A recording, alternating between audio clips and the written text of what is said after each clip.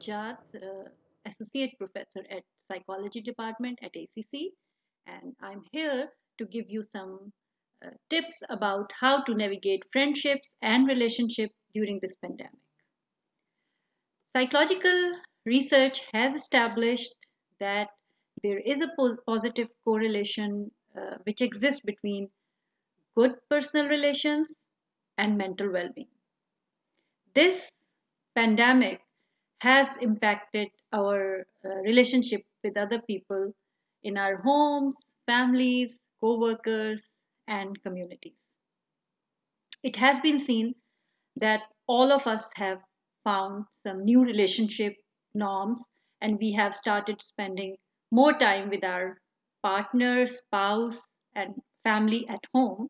And too much togetherness may leave us uh, asking a question when this is going to end. And on the other hand, we have relatives, friends, co workers, and communities where we are meeting occasionally through virtual platforms or sometimes no meeting at all. So, again, we are left with the same question when all this is going to end. While I was researching this topic under relationship psychology, I have come up some easy yet very important tips for us to follow to navigate successfully in our relationship. So, number one, acknowledge and recognize what is happening. Acknowledge that you and others all are coping together in these difficult times. This will lead you to accept and adopt the new norm for your relationship much easier. And it is important to recognize and validate how you are feeling to work towards meaningful change within your relationship. Number two, be grateful for having some relations. So we need to practice appreciation and gratitude towards our relation because just imagine what would have happened if there were no relations or you were not having any relations. So approaching people for their presence and counting our blessings make us thankful. Another tip, take time for yourself. And this tip is particularly for us when we start feeling too much togetherness with our family at home. We can develop an understanding with the family living in same house that being alone is acceptable and a healthy way to maintain a sense of self. Another tip, that is create playfulness and common hobbies.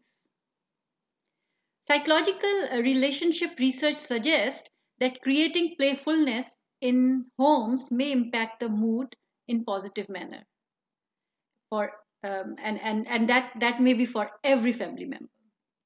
It can be as simple as a morning routine of greeting each other in an exciting manner, or it could involve learning a new skill together.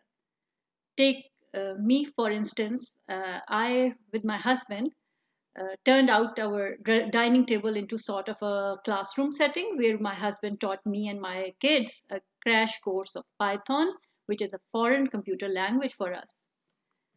Then, another tip, try different ways to stay in touch. We all know our screen time has been slowly but surely increasing during this time. So, why not use our phones, computers, etc., to stay in touch with our friends and family and establish stronger bonds? And recently, I rekindled with my childhood friend after a solid 25 years, and we refreshed ourselves with our memories from youth. This decluttered any stress and anxiety we were feeling. And hearing a friendly voice or reading a message from people from people we care always helps us feel more connected. Find time to connect virtually with your siblings. We may play online board games with them. As explained by a UT professor Gleason, for some conversational tips, we need to explain and make house rules because our choices affect each other's health.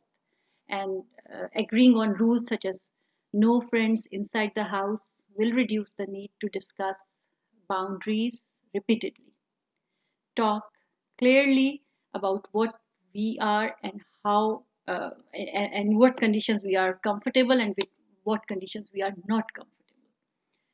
And finally, do not let COVID 19 dominate your conversation. Otherwise, it might be all you are thinking about.